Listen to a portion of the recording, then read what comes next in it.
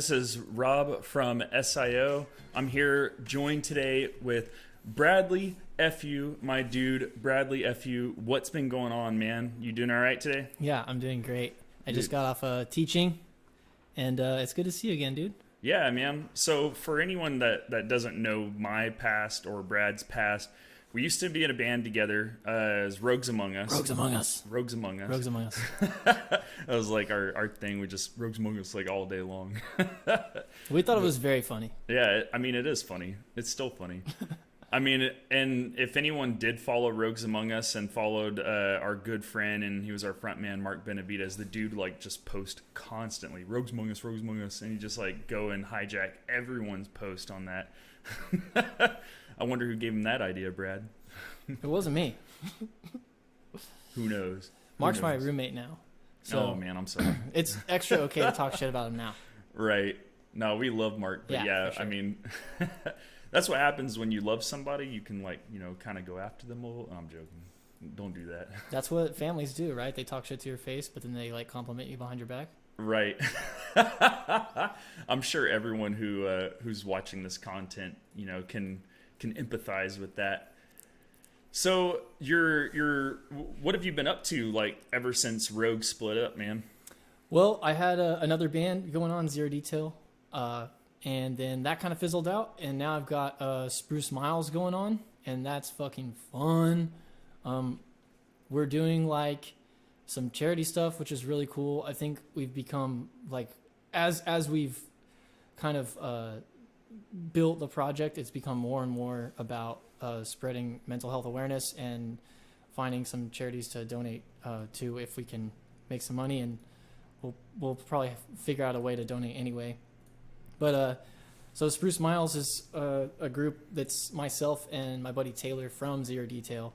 We started doing our thing, and it's really cool because we get to work with tons of different artists, and we're doing, like, every track sounds different, you know. But that's, like, my big project right now that I've been working on. I also have some solo stuff that I'm trying to get recorded, but I've been saying that for a long time. So I'm really hoping that I'll get something finished up here for my own personal projects soon, because I think those songs are really strong.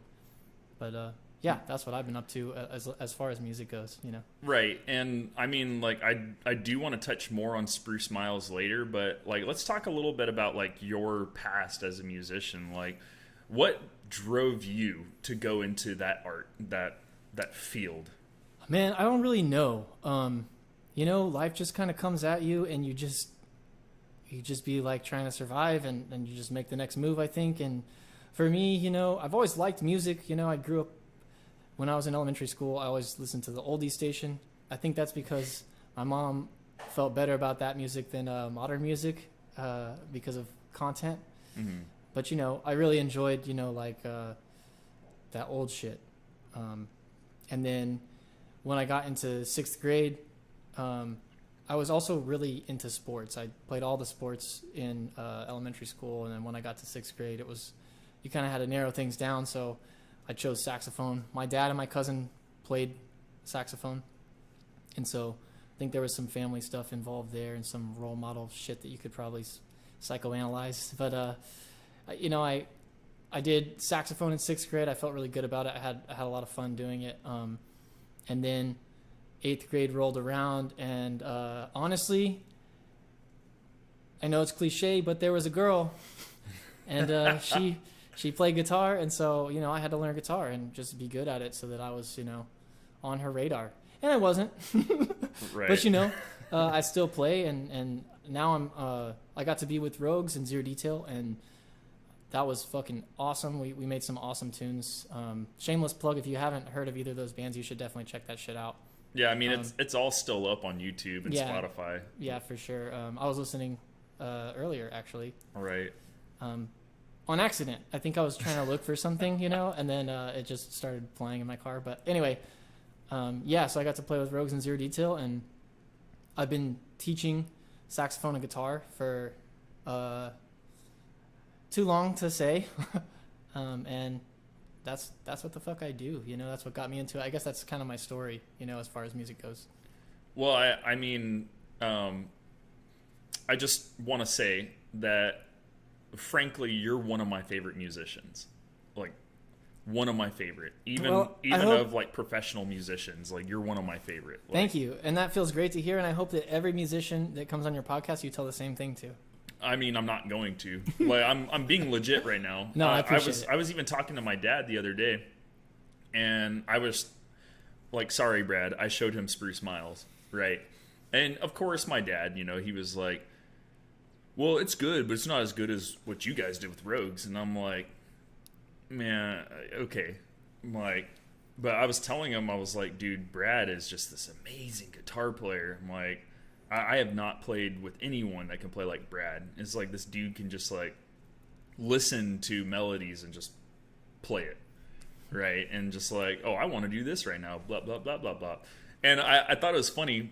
You had done a post the other day, and you hijacked Rogue's account. Oh, for sure, yeah. And I was chuckling to myself because you said in the post, you're like, I wrote a lot of Rogue's music, and I was just like, bro, you went into studio and wrote all your parts like on the spot. if that's writing for Rogues, then yeah, sure, you wrote for Rogues. No, but what I was trying to say there is like, before the last album, I had written like almost half of the songs. Like we changed them, we fucked them up, like we totally did something different than what I had envisioned at the beginning, right? Yeah. But I came in with the song, and that's what I meant with with that. Not that like, you're right. I did definitely improvise a lot of my parts in the studio and change things at the last minute and stuff like that. But that's what I was trying to say on that post.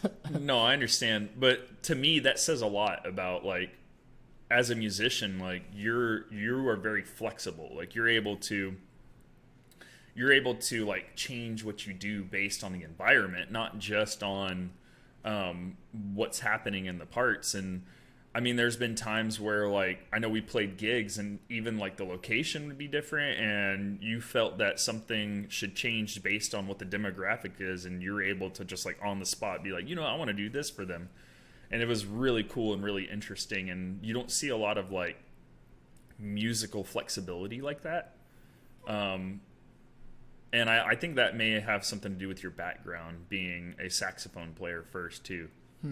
Thank you. I appreciate that. Honestly, a lot of that I'm not sure I realize, but whatever. Also, to anyone who's watching and you're watching me and my face keeps looking like this, I'm looking at Robert. He's sitting in the same room, but we're not facing each other and shit. I don't have a screen. You're supposed to keep the curtains, man. I'm looking at... That's where Robert is. I'm looking at his face right now. Yeah. So that's why that is happening.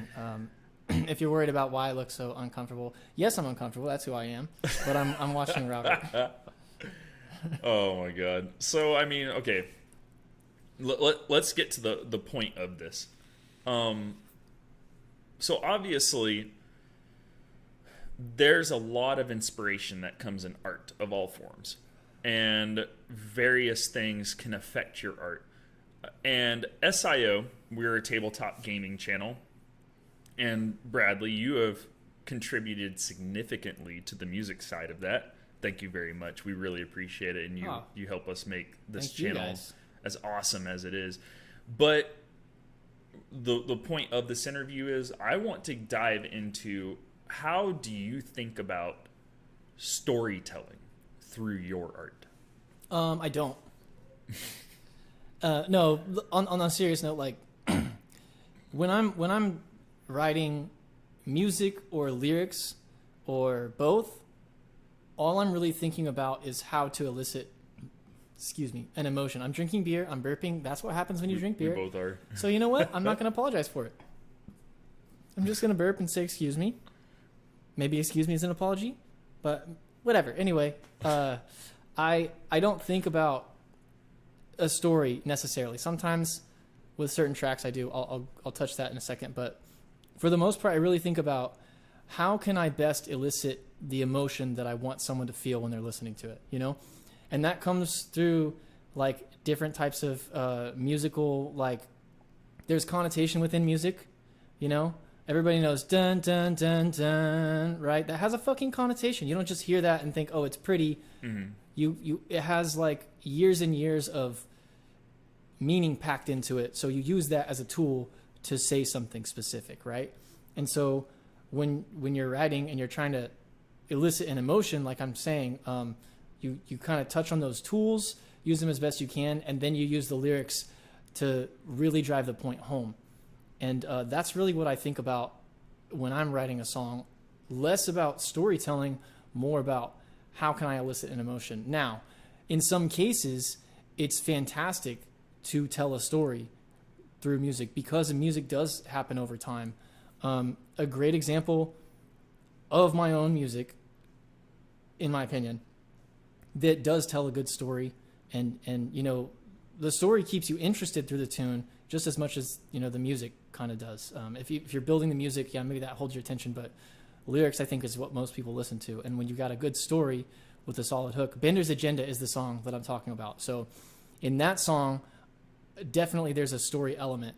And so, you know, there's little devices you can use, like talking. I like to talk about the senses, because when you're putting words on paper, the best way to make someone get into that feeling, which is, like I said, what I think about when I'm writing, is to talk about their senses, because that's how we perceive the world, right? That's our, that's how we perceive the world. So I'll talk about, you know, in that song specifically, you know, the wind in his hair. So that's a feeling. Everybody knows what wind in your hair feels like. The sun setting. So that's a visual that everyone's familiar with. The taste on his breath has a little bit of bite from the crown, right? So everybody knows what that, you know, everybody knows what taste is. Mm-hmm. Hopefully not everyone knows what crown tastes like, but, you know, using things like that to really bring out kind of like,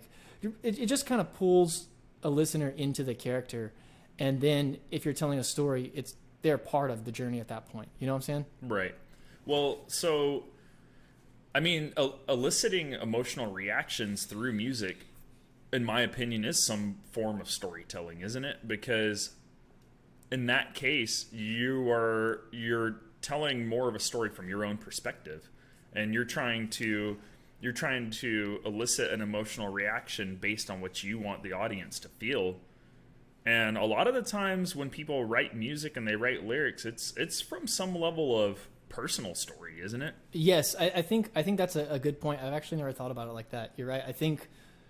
I guess when I'm writing a song, now that you're chalking me up to a finite sentence and all my work into one sentence, I guess I am trying to take my struggles and make someone else understand where I'm coming from. And a lot of times, you know, most of the time I would say it totally changes based on trying to get someone else into that story. So at the end of it, I don't really feel like it's a story anymore. Or especially, I certainly don't think it's my story anymore, but you're right. I'm trying to pull someone into that feeling, which I guess is kind of a story, you know? Mm-hmm. Because emotions are transient, right? So they're not, they're not constant. Right. They change. So I guess they are kind of stories in themselves, even. Well, I think a great example of a song you wrote that Rogues adopted was No Cause for Concern. Oh, yeah. And every time I listen to that song, it paints a picture in my head. It is a story to me. There's clearly an arc and a conflict and a drive, and it moves somewhere. Yeah. Would you be okay with elaborating, like, maybe what you were going for when you were writing that tune? Yeah, definitely. I was definitely having some struggles. I was struggling, you know, with my version of reality and my place in the world and just how I felt about myself mostly, which is, I think, a constant throughout most of my music. But I think I hit the nail on the head at that point because I was really feeling it and because of the devices I used, you know? So oh my God, I lost my train of thought. Can you help me get back? Well, I mean, so I think, I guess, so you were painting a picture of your personal experiences through No Cause for Concern. For sure. And I think it came off really well. Like, yeah, I remember I wanted the end to be hopeful, you know, Mm-hmm. and that's not necessarily something I saw at that moment, but I didn't want it to be like, you know, Yeah, but you were envisioning that it exactly, could go somewhere. exactly. And then so I think that journey was particularly really cool because, you know, each verse was like fucking negative as shit, and then the last verse Right. was kind of like there is light, you know, and I don't know. So is there any like pieces of work outside of your own work that you feel is a great example of storytelling through music? Yeah, a lot. My first example is the Mars Volta Acilis Magdalena. Mm-hmm. I fucking love that. If you know me, you know I fucking love that song. And I don't even know what the story is. I understand the lyrics. I know a little bit of Spanish. It's all in Spanish. And so I understand what he's saying. And I've studied the lyrics, so I know for sure what he's saying. But I don't understand what he's saying at the same time. So it's not the language barrier. It's actually the poetry that I struggle to wrap my head around what he means, right? Mm-hmm. But the music is pretty clear. Like to me, in that song, you have this beautiful classical guitar opening with these dissonant chords, these diminished chords, and it's just beautiful and kind of like still. And even the mixing and the orchestration, it just starts like vocals and one guitar, right? Right. And then it builds from there.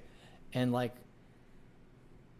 absolutely at the end, it's almost not even tonal anymore because there's so many different effects. There's layers of guitars and it's kind of chaotic. And to me, it just builds to that point, and then that's kind of like, from my perspective, kind of a demon taking over the main character. Mm-hmm. And at that point, you know, the main character no longer exists, and it ends. It doesn't really have a hook. It has verse 2, verse 2, verse 2, right? And then the last part is repeated like 3 or 4 times, and that's kind of a hook. But then after that, it's just kind of chaos. And I always feel like, you know, that repeated line is probably his point, and he's just being, whatever character is being taken over by some kind of darkness or entity or something. Yeah. That's a great story. I remember you performing that tune when we were on tour in Yeah. 2016. I think we were in Ogden, Utah. Yes, we were. Yeah, it was that little coffee shop. Yes, we were. And that was a fun night. Do you remember his name? It was Steven's friend who was playing bass for that country group. I do not. I remember Yeah, his. yeah. I think it was maybe Matt or something. No, I don't remember, but I'm gonna look it up. And I mean, like, He was super nice. yeah, he was. Chuck. Chuck, yeah. Chuck Morris. Chuck Morris. Nice. Yeah. Damn, that's a deep dive pull. Yeah, Chuck Morris. But anyways, so Brad performed that tune.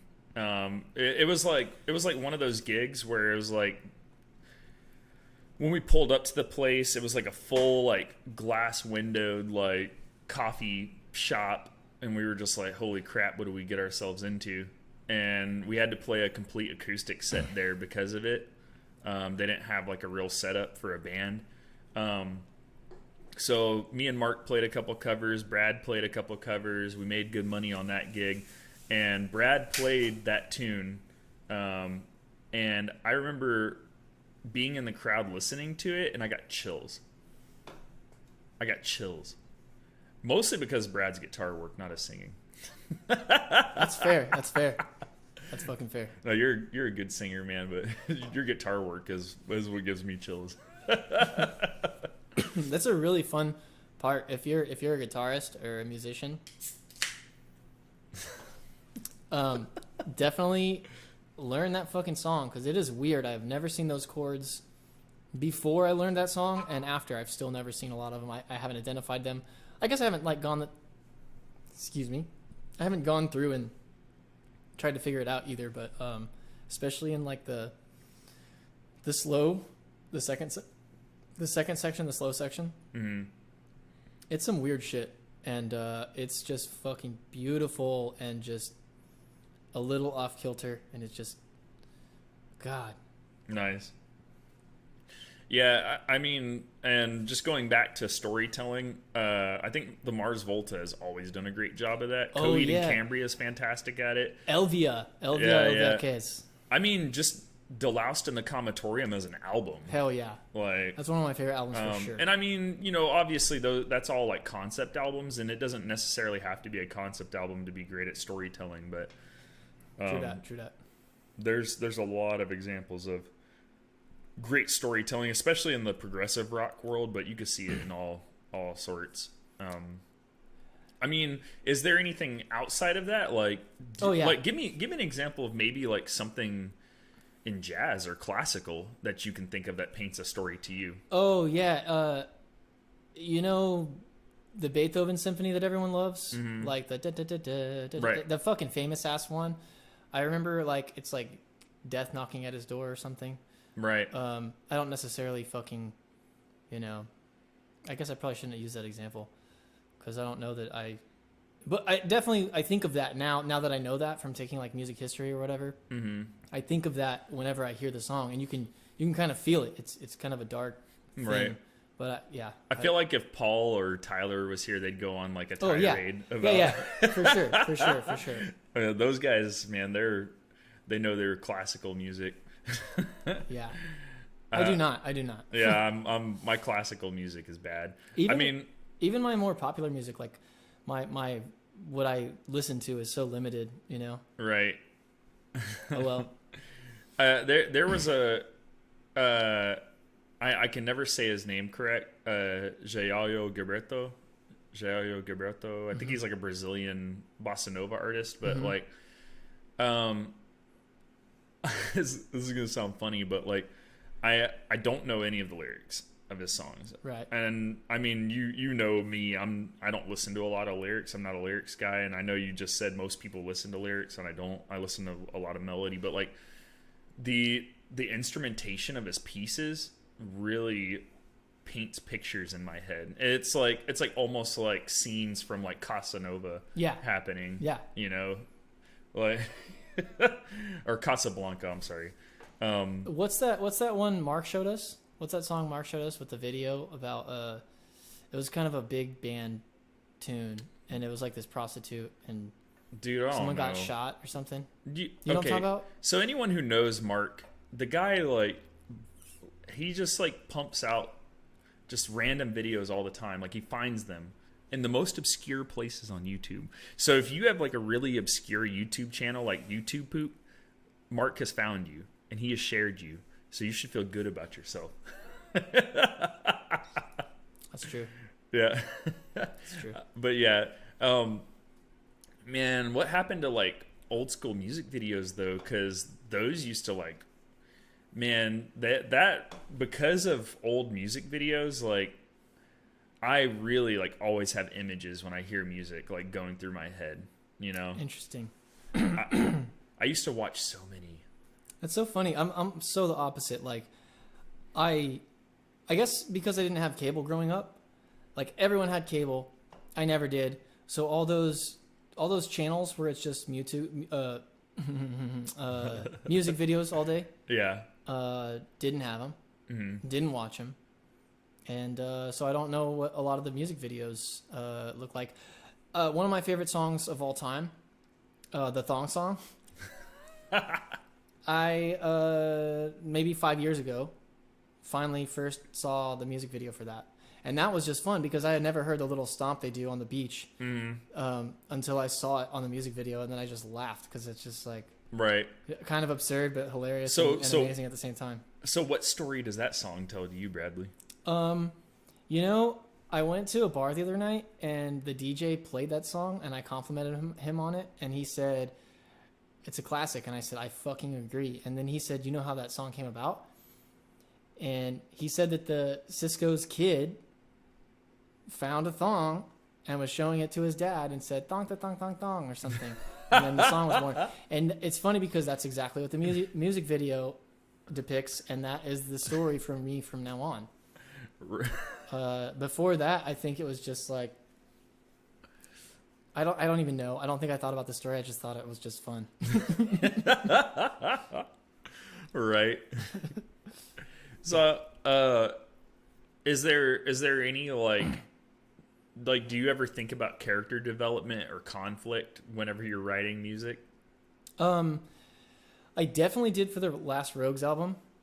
Um, and just for anyone who's listening, because I know Robert already knows this, like I made us draw out graphs of tension for character development, and then my goal was to like use musical devices to elicit those like growths and decays and that development. So that was like one of the most fun projects for me that I've worked on, and one of the most fulfilling, because to me it's like you're really fucking doing the whole thing. You're really getting in there and like just, I guess maybe analyzing the shit out of it, which may not be good if you're an artist. I don't know. I like to do that shit. Okay. And I had a lot of fun doing that.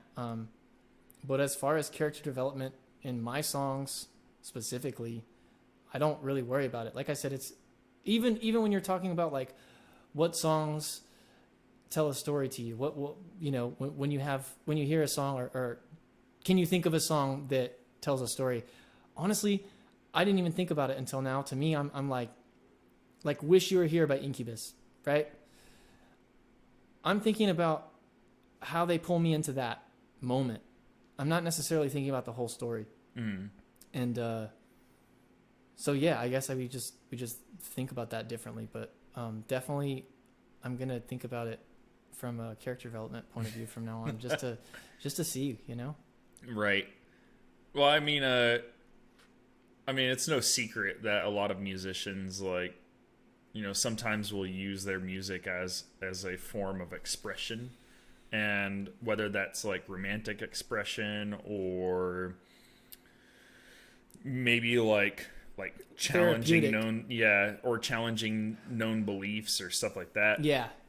And like just Wish You Were Here as an example, I feel may have a little bit of levels of, I guess it's really, for me, surface level to think that it may be like romantic involved in some way. Yeah. But it could be more than that, because obviously, like I said, I'm really bad with lyrics. But you know, it's just, that's how I get the feeling. And maybe that's also because both Incubus concerts I've ever been to was because a girl wanted to go. Ooh. Definitely a little bit of bias there. Yeah. Hey, but they were both the times I went, they were fantastic. Incubus is awesome live. Yeah. I'm definitely a Brandon Boyd fan, and my favorite Incubus is fucking early Incubus, because it's weird and I love it. Oh man. So what do you think that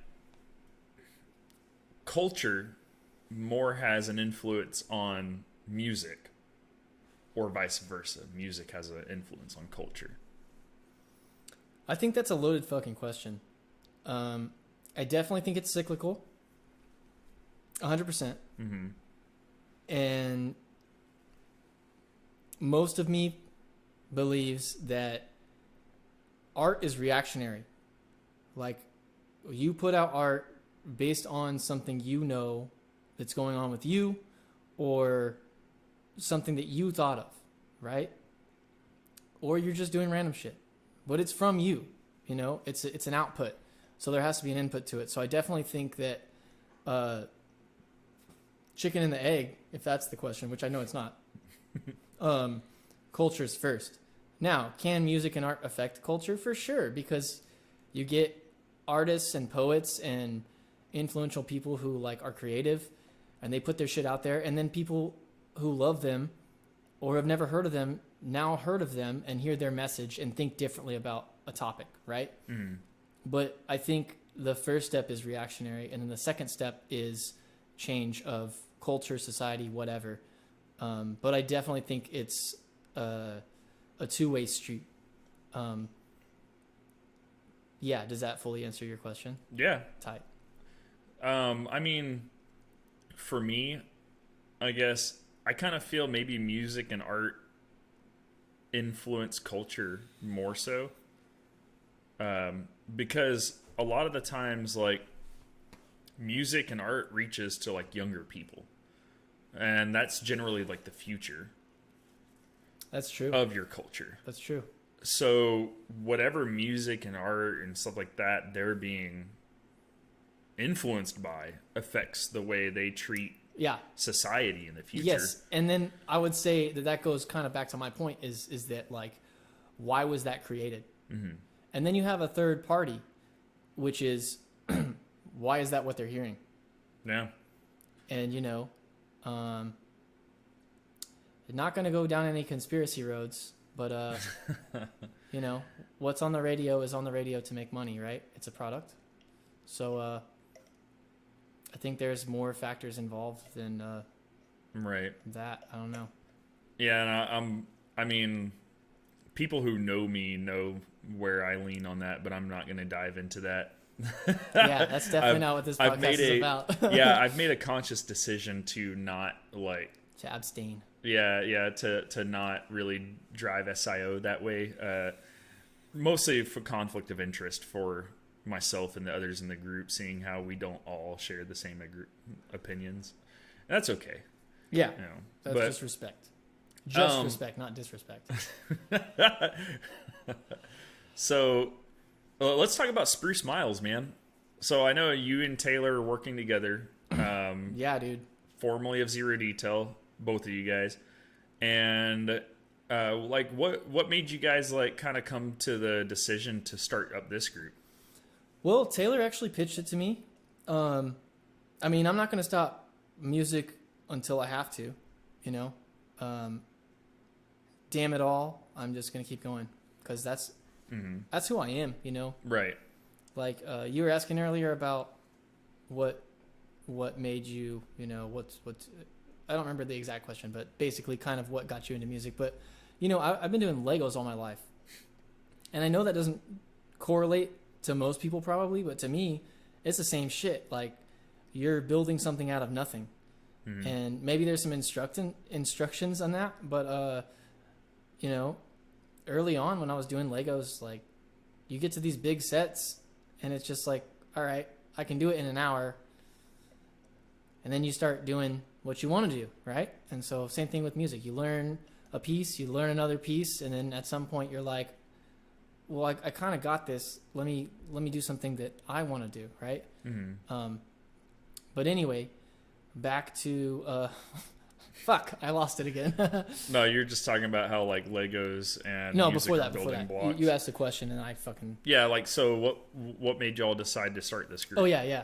So I'm gonna keep doing music, so I'm gonna do it. But Taylor pitched; he wanted to do it as well. He was feeling the same way, so he pitched me an idea about like low or short term, high commitment. Excuse me. Group, which is what I've always wanted. Maybe not short term, but I've always wanted like. I mean, there's so much to music nowadays. There's social media. There's when you say just social media, it sounds like one thing, but like, holy shit, there's so much that goes into it. Marketing, you have to understand that shit, especially as an independent artist. You have to understand it, or you got to pay somebody to do it. And fuck that shit, right? Mm-hmm. And at some point, you lose a little bit of control when you add more people into it. So, and then, so Taylor pitched me this idea about short-term, high intensity, just see where things go. And I was like, fuck yeah. Taylor is the Robert. So if you aren't in bands, or if you've never been in a small group like that, a lot of stereotypes are pretty consistent. I will not say that they're all true because that's just a blanket statement, and I don't believe in that shit. But a guitar player generally acts like a guitar player. Not 100%. There's definitely a lot of variance, but there are people are typecasted, and that's a little bit real. But anyway, so Taylor's function in Zero Detail is very much what Robert's function in Rogues Among Us was, which is basically band dad. Keeping our shit together, kind of guiding us and making sure that we're doing what we need to be doing in order to make anything at all happen. Because without people like Taylor and Robert, musicians like myself would just I don't even know what, but not good. But anyway, Taylor is that to me. But it's also really nice because he understands what I'm trying to say. And for me, that's a big problem. Like when I try to explain an idea, it takes me 3 or 4 times to get through to people sometimes. And so Taylor is able to understand immediately somehow and then translate. So basically all that to say, I really like working with Taylor because he understands me so well. And so we decided to fucking go for it. And, you know, it's turned into Spruce Miles, and we've made a lot of changes so far, and we've only been around like 6 months or something, but the music that we've got cooking up is amazing. The artists that are on our tracks are fucking amazing, and the newest song called Lovely is probably the most proud I've been. Oh, wow, it is not the most proud I've been. The newest track makes me the most proud I've been as a musician. We only featured vocalists, so that means I didn't sing any shit, it turned out better for the track. And it was fun, like matching the vocalists, trying to figure out who would fit with whom, right? And so we featured Attila, who, if you've not heard of, is fantastic. I think he has, I won't quote a number because I'm going to be wrong, but he's doing great on Spotify. He's just amazing, and he's actually like a genuinely amazing guy. Really just like the dude, but his voice is just, it's kind of like butter, you know? It just melts you. Mm-hmm. And then Mark Benavides from Rogues Among Us, who we keep talking shit about, but not really talking shit because we love him. And he was on it, and that was so fun working with him. We fucking recorded that shit in my room, and I got this tone out of him. I'm taking credit for it. You heard me. I said it. I got this tone out of him. Come at me, Mark. That you've not heard in Rogues. It's just silky and buttery, very much like Attila's, but a clearly different style. And then you've got my brother's friend Giovanni, who is fucking amazing as well. He's out of Washington. He's the only non-local artist that we got on the track. But yeah, man, that song is just so cool. And we worked with Steven again because I trust him, because Rogues and Zero Detail worked with him. Which, by the way, next month I'm going to have Steven Adwell from AMR Studio on Setting the Scene. Awesome. I'm going to watch that shit. He's next up. Awesome. Where was I going? You were talking about the tune. You were asking about Spruce Miles, and then I started yeah. talking about the tune because I'm excited. Yeah, it's okay. But, I mean, so speaking of Lovely, because you were talking about all the guys you got featured on there.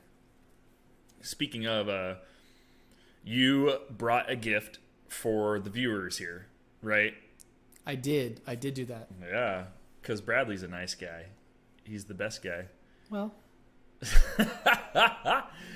So, Bradley and Taylor, they put together Lovely. They had just got it back from mastering. I had asked Bradley to come on to the stream and talk to me a little bit about music and storytelling and stuff like that. And Brad was like, yeah, we got a new single coming up, and we're going to be doing some stuff for charity and whatnot. And I was like, dude, that sounds awesome. And he was like, yeah, you should play it on the stream. I was like, I should. So he gave it to me, and I mean, I think it goes without saying, I'm very excited to show you guys. I've listened to it. It's awesome. So, I mean, without further ado, wait.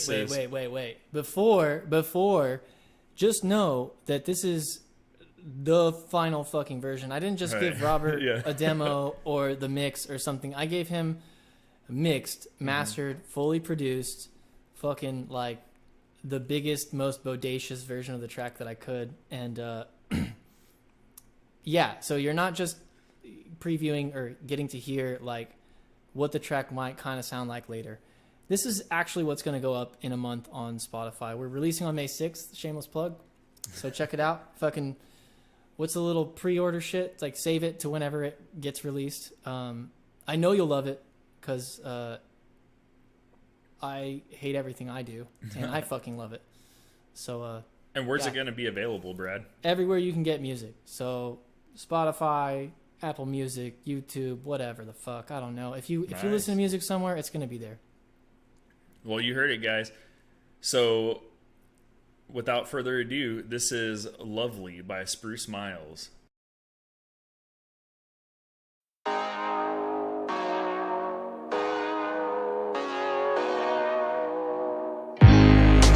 Where's the joy when I'm in control? I found the me I don't wanna show. In the mirror where it's clear, I can see the pin right where you hid and twisted my 8%. Am I lonely? Should I love me too? What do you think? 'Cause I don't know about you. One mistake is ours and ours alone. Looking in the mirror, who's there looking back? I don't wanna ask, help with myself.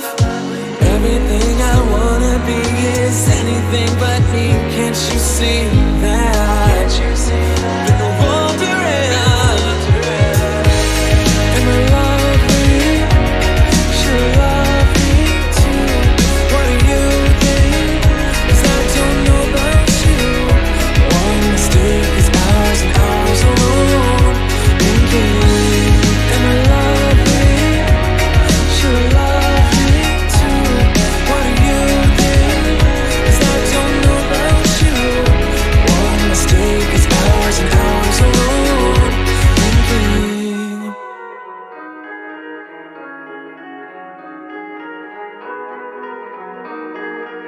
It's hard to love the fearless, asking for forgiveness. Everything that I did wrong, need you for a minute. Leaving is so tempting, kept alone and sipping. You're the only love I know. Am I lovely? Should I love me too? What do you think? I don't know about you. One mistake is ours and ours alone. One mistake is ours, ours alone.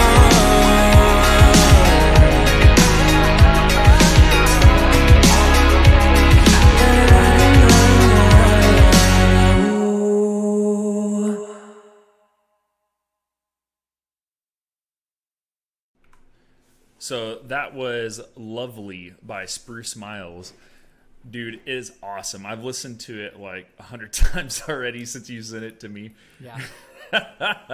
Yeah, I think that's why you're not supposed to send people your tracks, you know? Yeah, I'm excited fuck to it. hear what else you put out, man. Like it's exciting.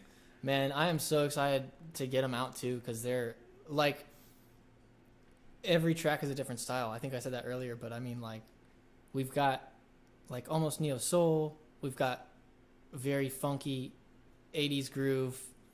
Like, I don't even know what to call it, but it's fucking super funky too. We've got a almost electronic track that we're working on with Rachel Winters. Shout out to Rachel Winters. She's fucking amazing. She's an amazing vocalist from Houston. So if you haven't heard of her, please look her up.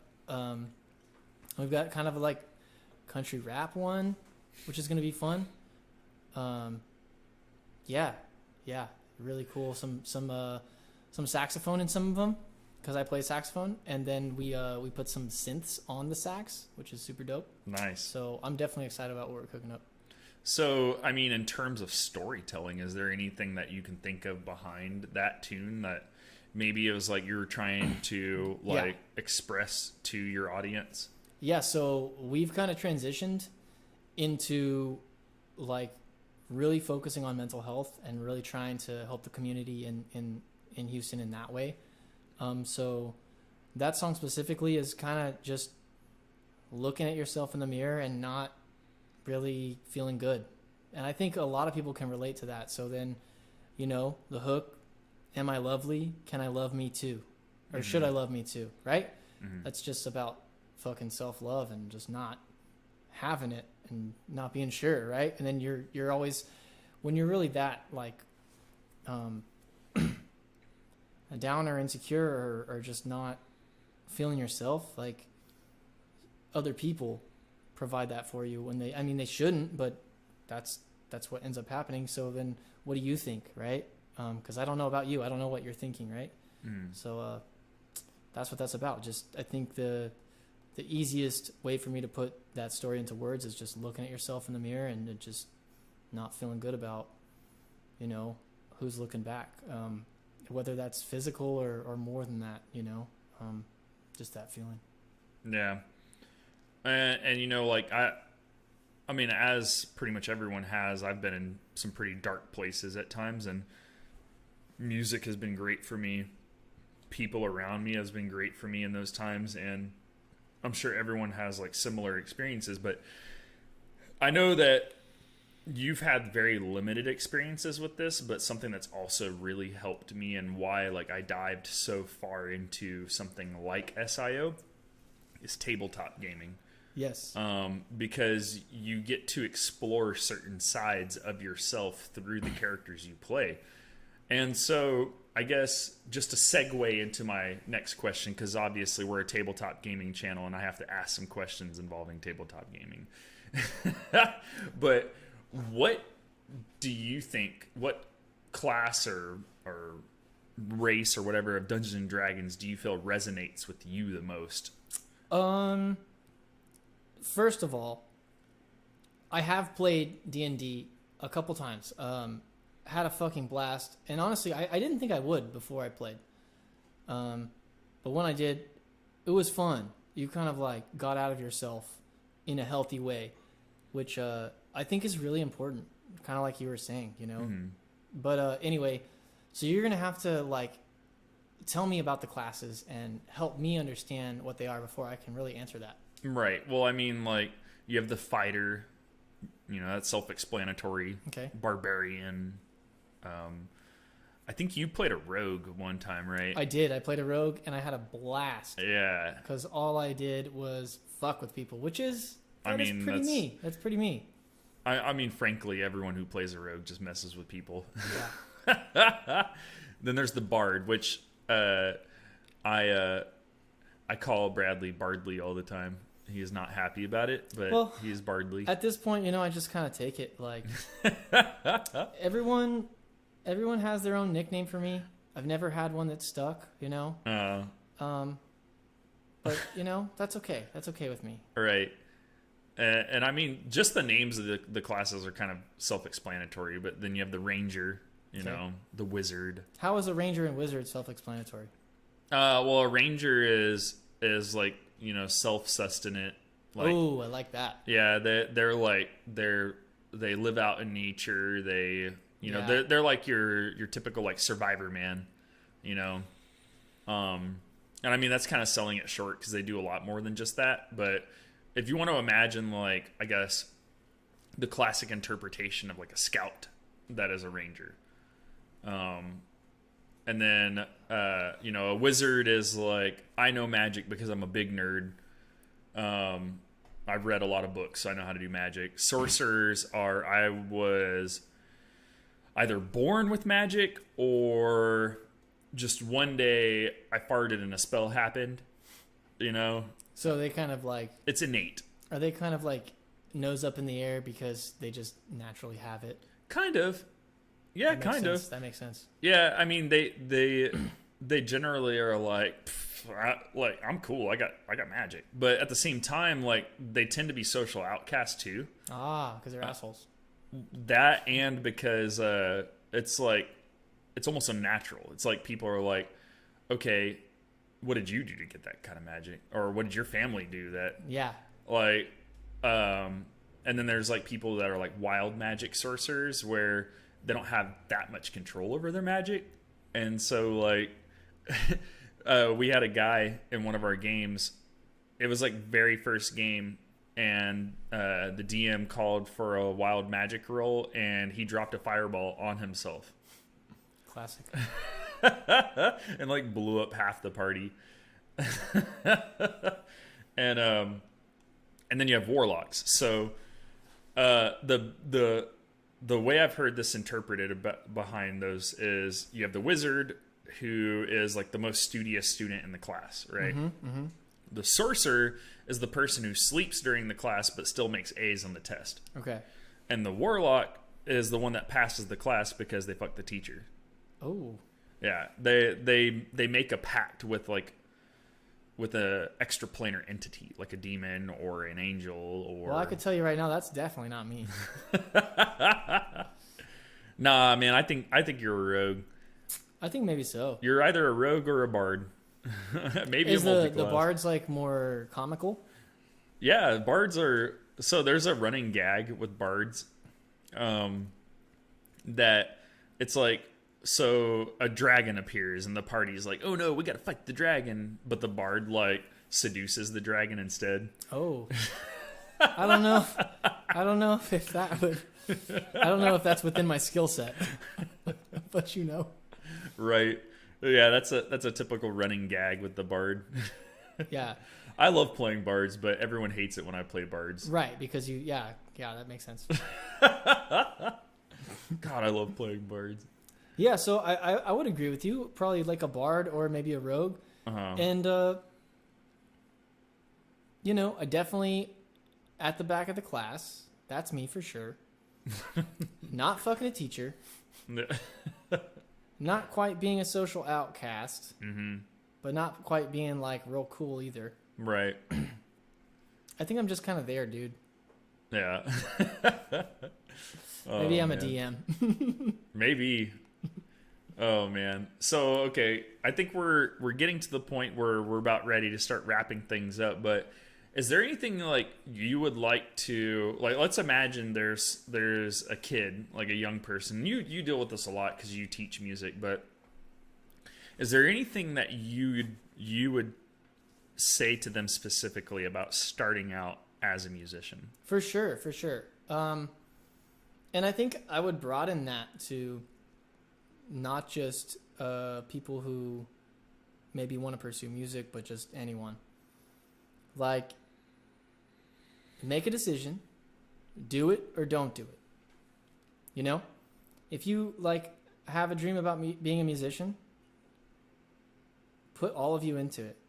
Because otherwise, like, what the fuck are you doing? You know? And that goes for anything, not just music. Like, you know? And I'll tell my students that, obviously not in those words. Mm-hmm. But, like, well, if you want to do it, do it. Don't tell me you want to do it. Just do it. You know? Yeah. Like, I think that's my best piece of advice. Like, I wouldn't advise a student who's thinking about going into music to do music, but if you have to do it, I would say I respect that. Just Right. make sure you fucking do it. You know? Like, do it 100%. And that's it. Learn your skills. Don't slack on your practice. Like, just go for it. Learn marketing, learn social media, learn how to do that shit. Don't just, jerk off to yourself because you can kind of play guitar or something. Like, Right. it's not an accomplishment to, like, I mean, it is an accomplishment to learn an instrument, but, like, if you want to be a musician, that's not the end goal, right? So don't just stop because you kind of can. Yeah. Just go for it all the way. I think that's probably. I think you hit pretty much everything I think on the head. Only thing I would add on top of that is be confident. Because I know it's scary getting on a stage and performing. And I know that you're afraid of messing up and making mistakes, but it's one day, it's one performance. And yeah, I mean, maybe someone's watching, but keep going. Learn from your mistakes and keep trying. And if you really want to do it, you will try and learn from every mistake you make. And you will try to prepare yourself further for the next time so you don't make that same mistake. And if you're making the same mistakes twice over and over again, then you really have to ask yourself, like, what do I need to change to do better? Yeah, 311, Nick Hexum. Big shout out. Here's a quote from them, because everyone knows 311. It's one thing to make the same mistake twice. It's another thing to make it all of your life. Right. But for real, though, definitely agree with most of what you said. I don't know what the fuck confidence is, So I'm gonna have to diverge there, but absolutely learn from your mistakes. Absolutely, like I would say, be competent versus be confident. But you know, fucking learn your craft, and then when you make a mistake, just get out of it. You know, the moment's already gone. You can't sit there and cry about it. You gotta move to the next passage or whatever you're doing. You gotta move on because time has already shifted. So you and your feelings don't fucking matter at that point, right? It's about the next moment. Can you get out of it? Can you still make it a great performance even though you flubbed the note or whatever? You know, that's where I would tweak what you said. But I think I'm on the same page. After you finish what you're saying, I'm on the same page. So Brad, dude, it's always awesome talking to you, and I like I said, I look up to you as a musician and an artist, and it's very exciting to get to speak to you, and I'm very excited for this series to continue. Who knows? I may get you back on here at some point, and we'll talk some more. That'd be tight. But I mean, you've contributed a lot to this channel, and just to like point out for some people that may not necessarily be able to tell the difference between your tunes and some others, but I've used some of your tunes as like the classroom scenes in high school D&D. I've used tunes all throughout high school D&D, and you know, if you guys see, you'll see music by Bradley Fyou. He's on there as well. And if there's guitar work in there, it's probably Brad. Most of the other guys are contributing through like piano or other various means. But dude, thank you so much, Brad, for coming on, and you know, hopefully we could do this again at some point soon, man. Yeah, thank you for having me. It's been just nice catching up, you know. And yeah, I would definitely love to come back if you can fit me in your schedule or whatever, you know.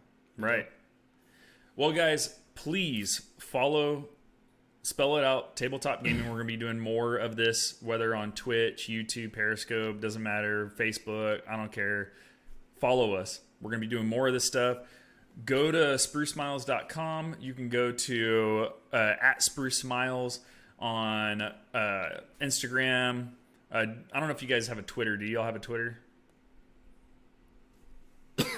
Oh, me? Yeah. I thought you were asking the chat. No. I think we do. I don't know. Yeah. Well, check it out. If you like Twitter, check it out. We might not. Yeah, and I'm pretty sure they got a Facebook as well. We do. Go check them out on Facebook.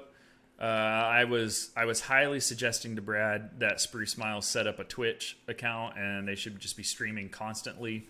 So be on the lookout for that. Spell It Out will be sharing as much as we can about Spruce Miles throughout, and you guys should definitely follow them, check them out. You can also go and check out Zero Detail, and you can check out Rogues Among Us. They're still on Spotify. They're on YouTube. Some of it I do share. And if you ever hear me mention Rongo Dongo throughout any of our games, that's from Rogues Among Us. Yeah, that's we had a guy, he used to like come up with like fake names for Rogues Among Us, and I ran with that. And so like every tabletop game I've ever run or had characters in, Rongo Dongo has been a part of. You Rongo Dongo for that. I don't think there's anything else I can say after that. So you guys have a good night. Enjoy your time, and you know, make sure follow us. We're gonna have some more high school D&D coming up, more Towards the Stars. We're pumping out shorts every day. I mean, we're just gonna be content creation machines for as long as possible. See you guys later. Go check out Spruce Miles. Go check out Bradley Fyou. Thank you so much, Brad, for joining us again. Yeah, thank you.